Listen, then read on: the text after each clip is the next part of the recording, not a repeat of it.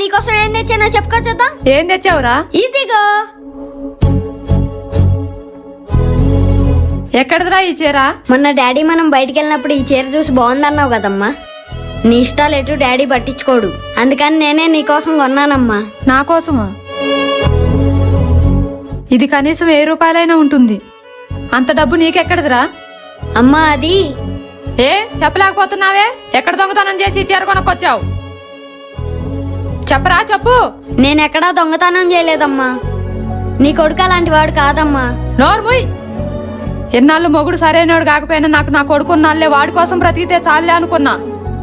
ఇప్పుడు నువ్వు కూడా ఆయనలా తయారైన నమ్మకాన్ని ఒమ్ము చేసావు కదరా. ఇంకొక క్షణం కూడా నా కళ్ళ ముందు ఉండటానికి వీల్లేదు. వెళ్ళిపో.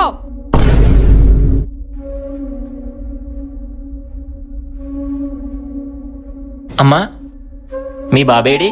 ఎందుకు? పని చేసినందుకు డబ్బులు ఇవ్వాలమ్మా. పనేంటి? మీ బాబు గత కొన్ని రోజులుగా మా హోటల్లో పొట్లాలు కట్టాడమ్మా. దాని తాలూకా డబ్బు ఇందాక కొంతే ఇచ్చాను. ఆ మిగతావి కూడా ఇద్దామని వచ్చాను.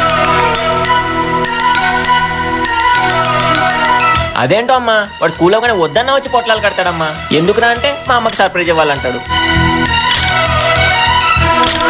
సరే, డబ్బులు ఇచ్చానమ్మా.